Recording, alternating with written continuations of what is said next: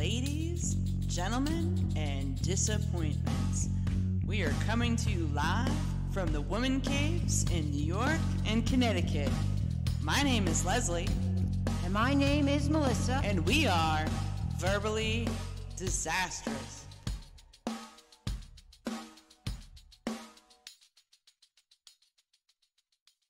Hello, everyone.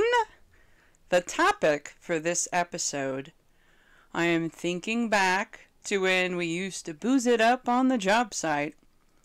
One of the things we all used to do regularly in construction, drinking on the job, was as normal as working. When I was a first-year apprentice, I was sent out for beer for afternoon break. Nowadays, there is only an afternoon break if you work overtime.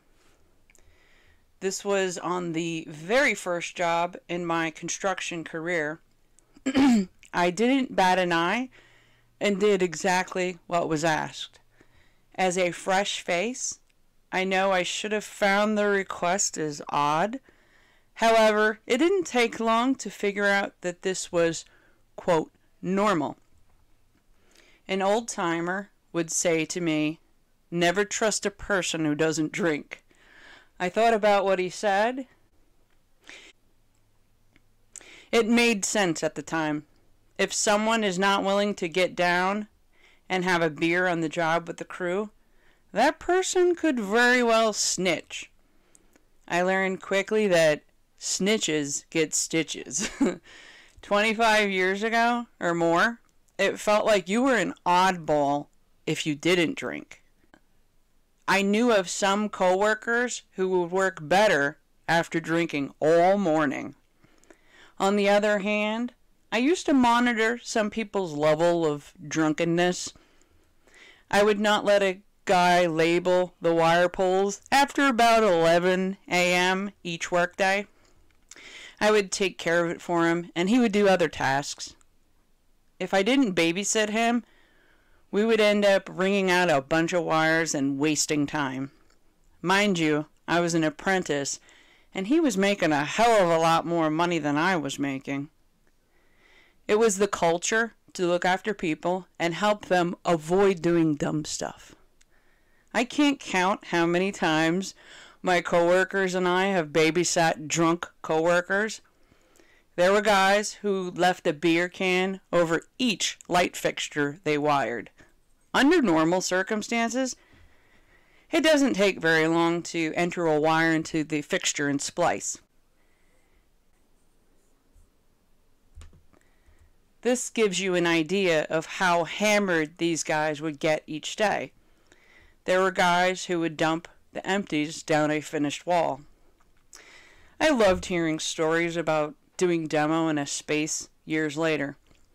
While the laborer was removing the wall, he was met with an avalanche of beer cans.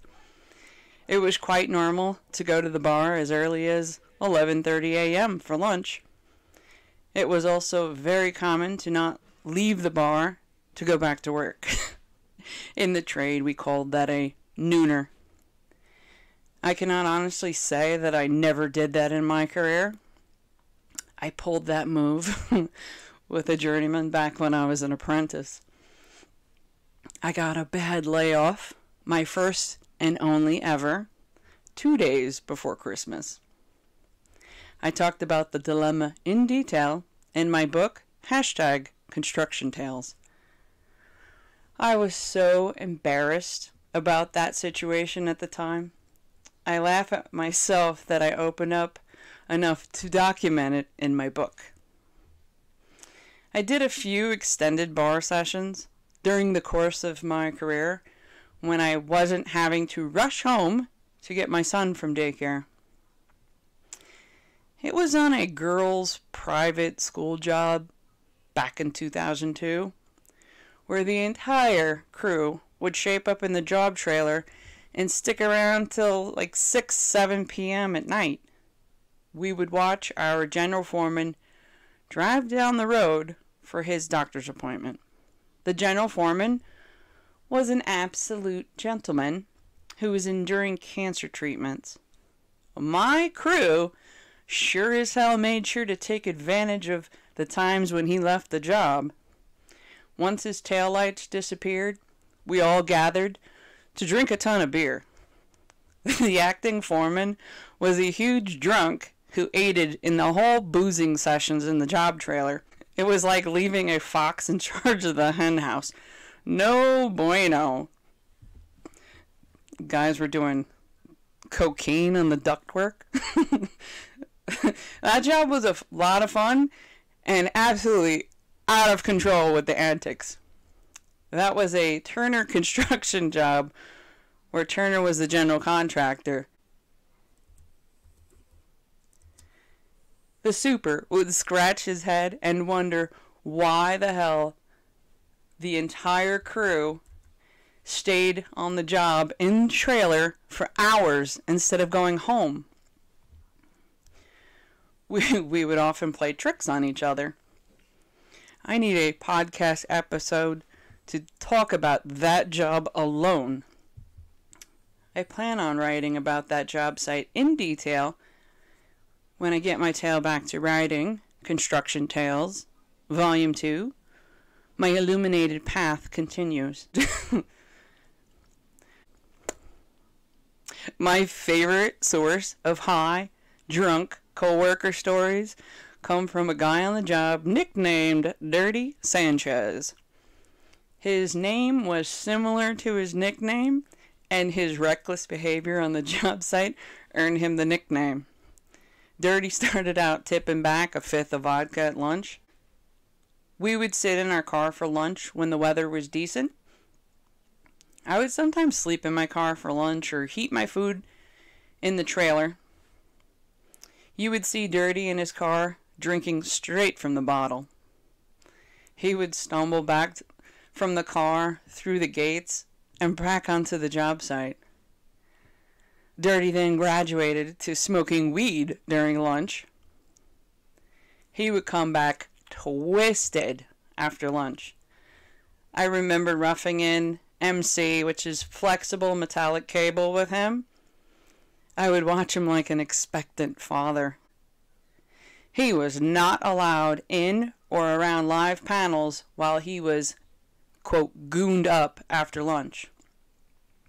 I would feel horrible, even if it is not remotely my fault, if the man got hurt during my watch.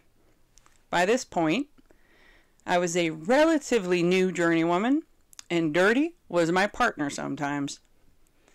Some people have always said over the years that I am soothing to speak with and iron out issues. I have saved some marriages over the years by giving out some common sense advice. At some point, Dirty shared that his girlfriend was pregnant and he was expecting his first child. Once he disclosed his impending family, I became more perplexed by his behavior. I realized that people react differently to stress. I have never believed, no matter how hard the circumstances, that the bottle was a solution for my problems. If anything, it makes your problems even worse. Now, I have been dealing with a bunch of back problems for the past 5 years, so I totally get it.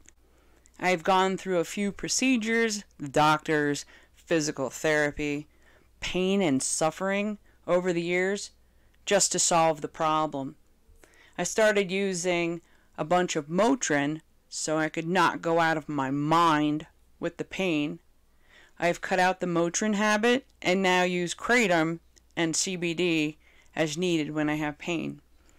I also realized my recent pattern of drinking each night after work to numb the pain, extreme stiffness, and manage stress last year was no good. It was right around the beginning of the pandemic, upon recognizing the weight gain from working from home and the drinking, I pulled back from the bottle and started walking at night. I recently underwent a procedure where my doctor injected anti-inflammatory fluid to some of the facet joints in my spine. I'm having great luck with much less pain than a year ago. My point is, you have to keep falling, wipe yourself off, get back on the horse, and try again. No matter how aggravating shit is, we must keep coming up with solutions. Here, I think my boozing was a problem that I reined in after recognizing the pattern. I cannot even imagine going a lot harder than that. Just when I think my issue is a problem, a coworker of mine will trump it. Back when I was working on a jet job with Dirty, we would chat while working.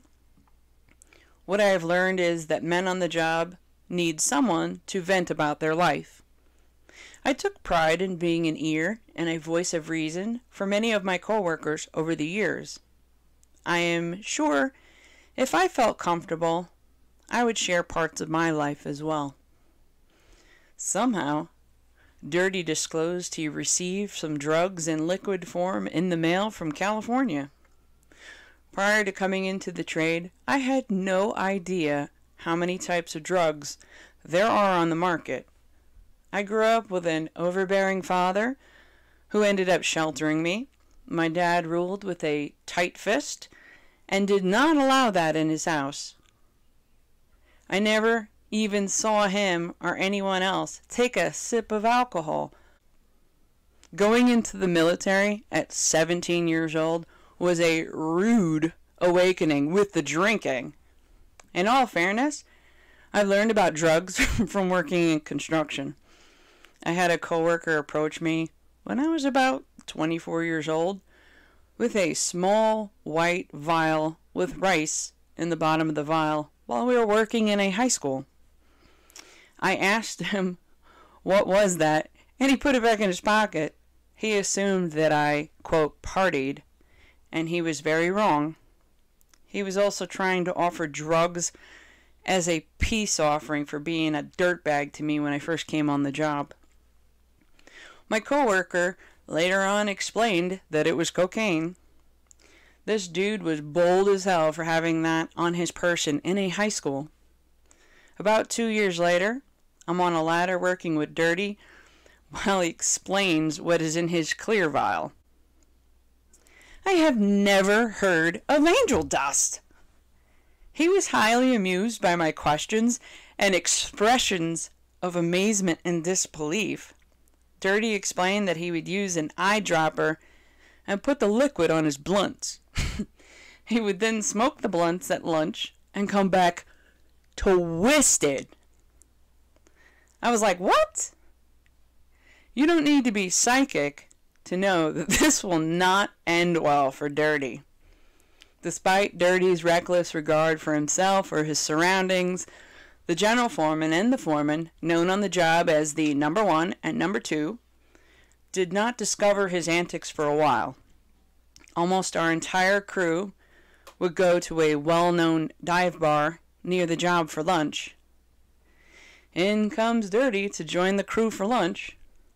Toward the end of the lunch, when we were going back to work, Dirty pulls out a blunt.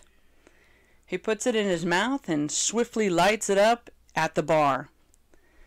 The entire group rushed to get him to put it away. We were not looking to get in trouble at a bar that we all patronized on Fridays for lunch. We all kept watch on Dirty as he became more and more twisted on the job. One time after lunch, Dirty actually starts walking back to work with a Belvedere bottle in his hand. A group of us grabbed him and told him to put the bottle back in his car. The visual of him walking in with a left and right slide to the side, walking to the job site, kicking up dirt and dust, while holding the bottle by the neck. Dirty was squinting in the sun with his head tilted to the sky, looking absolutely out of his mind. It was around this time that Dirty's task was a 3/4 inch conduit run. He needed to use the stud punch to knock out one hole for each conduit. Dirty got distracted, stared out to the nearby parkway, and started punching out a bunch of holes. By the time Dirty woke up from his stupor, he had a pile of 1-inch round pieces of metal at his feet and an entire section of metal stud gone. His foreman showed up in the work area and yelled at Dirty. It must have been hard to not laugh at that mess. He told him, "I don't know why the hell you did that, but you better get a piece of bottom track and fix that as soon as possible." Once we finished roughing in some office sections and conduit runs, it was time for the wire pulls. When you're on long wire pulls, there is some downtime. This work was easy for Dirty to lay low and avoid detection. Depending on where we were in the building, we would all keep an eye on him. Just when you think it was good, low-key work for Dirty, he screws himself up. We must lubricate large bundles of wire prior and during the process of pulling the wire into a conduit run. The easiest job sometimes is to give a coworker the wire lubrication task. Depending on the level of difficulty, the wire can be pulled by a group, by hand, or a machine is installed in the deck or wall, and it mechanically pulls the wire. We have used the hitch on a truck to pull wire when we are desperate for some help, on at least one job that I remember. While lathering the wire with lubricant, some people want to use gloves and a rag, and some opt to use their bare hands. When I was tasked with the lubricant job, I always preferred to use my bare hands. Of course, the temptation to make jokes while lubricating the wire was way too high. I often engaged in dirty banter with my coworkers while in the middle of the task. It was Dirty's turn to manage the lube on the wire pull.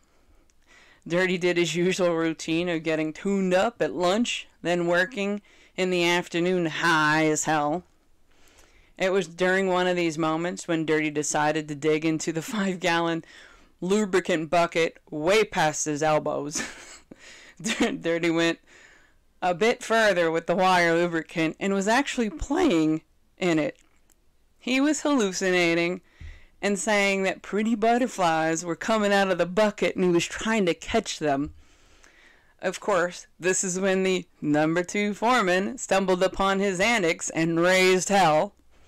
He grabbed the shop steward and discovered exactly how stoned Dirty was while working. Oh boy. Dirty was immediately removed from the job site. The shop steward drove Dirty home since he was deemed unable to drive. The next day, we saw Dirty returning, doing the walk of shame. Dirty came on the job to get his tools and collect his last paycheck and layoff. He actually got a drug-related layoff that meant he needed rehab before returning to the bench and becoming available for work for another contractor. If I'm not mistaken, I have heard that workers get a shot at rehab at least 2 times through our medical in the union. I have crossed paths with many coworkers who were in desperate need of an intervention. I know of one coworker who I absolutely adored who could have used the rehab. He used to religiously give me rides when I had car problems as an apprentice. They would make beer stops before the carpool ride and once the ride finished. He was in the need of surgery and tried drying out on his own at home. He ended up dying due to a seizure as a result of alcohol withdrawal while at home. I found out about his plight after attending his funeral. He is indeed a person I miss and wish he had gotten help. The bar scene was so ingrained in our construction culture for many years. We used bars as references for job sites.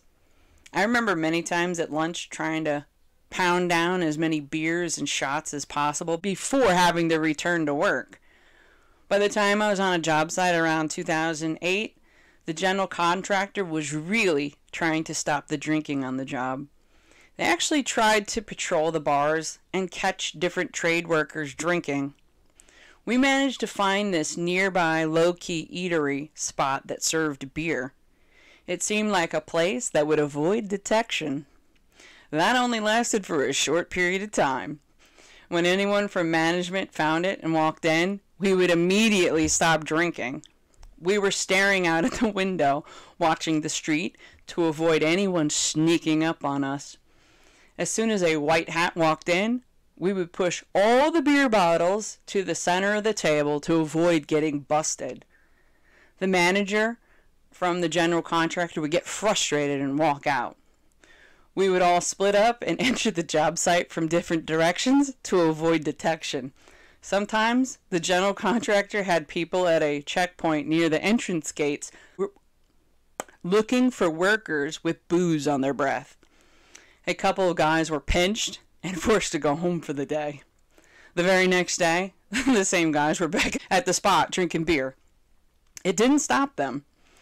They only learned how to be more strategic. Sometimes they would call a coworker in the building and ask them at what gate were the white hats trying to bust the lunchtime drinkers. If there's a will, there's a relative. I always figured that I would work with the tools. When I was younger, I had zero aspirations to get into management. I had figured that I would just be one of the guys until my retirement. I wanted to go to work, take pride in the creation, talk trash amongst my coworkers, poke fun at stuff, hit the bar for lunch, and last on a project as long as possible until the layoffs come. Life works in mysterious ways. I believe I changed my mind shortly after the 2008 recession and went back to college for my business degree in 2009. The huge blocks of no work really frustrated the hell out of me. I then started to panic about the, quote, sky falling, so to speak. What if New York construction jobs never came back? When you run out of unemployment, savings, and union funds, that is when the real fear set in for me. How the hell am I going to take care of my family? It was during this recession that made me feel like I had a very limited skill set. I envisioned a bunch of electricians fighting over ceiling fan jobs. There are only so many side hustles out there. I really felt backed into a corner like a rat in a maze, so I opted to go for more training. I never wanted to ever feel like that ever again during bad economic times in the future. Somewhere along the way, while in night college, I decided to work towards becoming a project manager. As a result of huge blocks of no work, I ended up really taking a leap of faith and trying out management. I cannot even articulate into words the level of fear I had when I made the leap 6 weeks after leaving the tools. My last day with the tools was March 7th, 2014. I had many thoughts racing through my mind. What if I fail? What if I make a mistake? I'm so nervous about the lack of available work. My sons most certainly are aware of my fear. Despite my fear, I took the leap, and it worked out so far. I landed in management for some very large electrical contractors for quite a few years. I now work for a smaller yet growing woman-owned electrical contractor. In the past year, I have now shifted my focus into safety. There has been a lot of elbow grease studying for the past 18 months. My first exam was the Certified Health Safety Technician, known as CHST. Then, Associate Safety Professional, ASP. Next was the Certified Safety Professional, CSP. And I just passed the New York City Site Safety Manager exam in February. I was having to rigorously study New York City Building Code in order to pass the last exam. The choice to evolve and continue gaining more training is something that I would have never anticipated back when I worked with the tools. My mindset has also shifted along with my training. I no longer think that boozing on the job is acceptable. If I come across someone who is drunk, I will be forced to ask them to go home. It is somewhat humorous that I evolved from a typical construction worker who drank at lunch to being the person monitoring people as well as looking out for the health and welfare of the entire project. As a woman who has started out as an apprentice, I have seemed to earn the respect of the fellows on the job. As I've gotten older, I see that there are more and more women in management roles. I admit that this is something that is foreign to me. I'm not here to hurt anyone's livelihood. I see myself as more of a person who is looking out for the interest and safety of people on the job. The goal is for everyone to go home to their family in the same condition each day that they showed up. Years later, I was talking about the whole drinking on the job antics and ways of being back as an apprentice. Sometimes a group of us will share old job stories. The younger people are wide-eyed and cannot believe that an entire crew was drunk by the afternoon. Anyone who is drinking on a job today must be rather discreet. When times are tough, you must try to walk the line and not get in trouble. I was talking to a coworker who has always been in management. He doesn't get the culture at all. Only a fellow field person turned management would have understood the job culture over 25 years ago. The guy was absolutely perplexed and asked me why I didn't snitch. I started with explaining how the job site culture was back in the 1990s. The unspoken rule was you didn't have to get up from the bar stool until your foreman did. They didn't want you to spook the herd, so to speak. Once he got up, his entire crew got up and followed suit. I remember one job site where there was a hidden liquor cabinet. The crew would go for a refill. On one job, we were stuck working in a ridiculously hot space. We had this cold gel-filled handkerchief that we used to freeze and put around our necks throughout the day.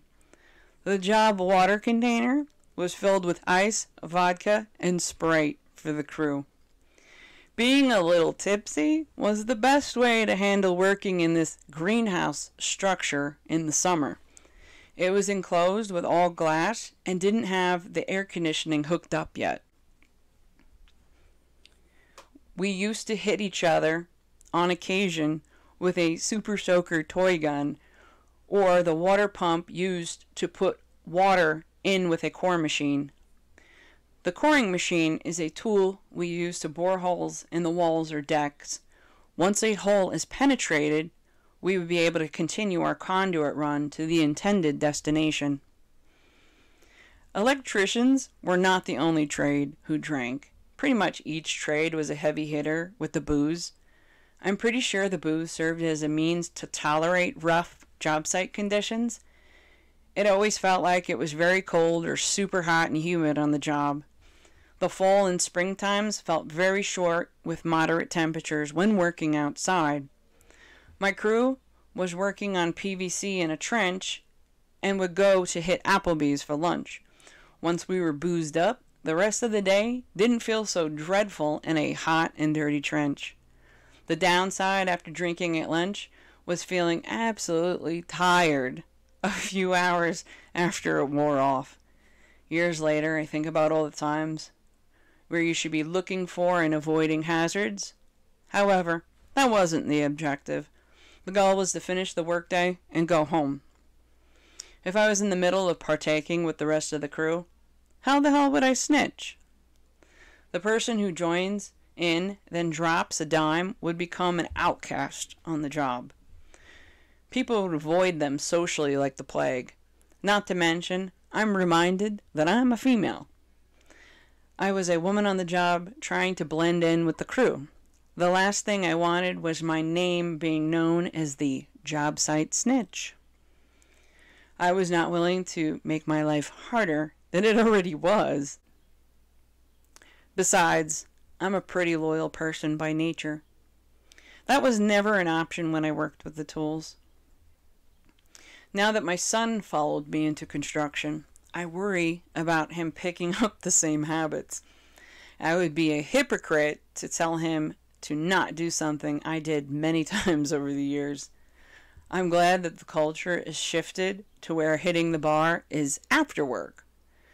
I know on his first job as an apprentice, he landed on a project with some notorious guys who love the bar. He would join in for the social bonding at the bar after work. He lands on later jobs, and the crew has a way different vibe. I guess it is good he gets to experience different environments. One has to be careful with the habit to booze it up, since it can age the hell out of you. I'm glad that I joined in on some of the moments of fun, then dialed it back. I opted to drink a bunch of water and hit the gym after work for many years as my habit. I now avoid the gym due to my back issues and do nightly walks instead. You can pick out who the people are on the job that always smoke and drink versus the health nuts. The personalities of people in the crew run the gamut.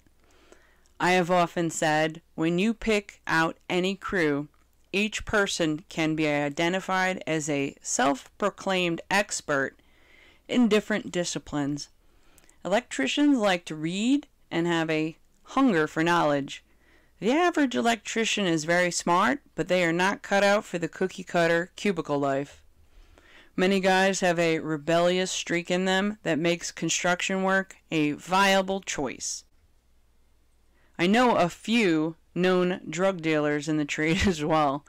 There is one we nicknamed the Sprinkler because of his antics on the job site.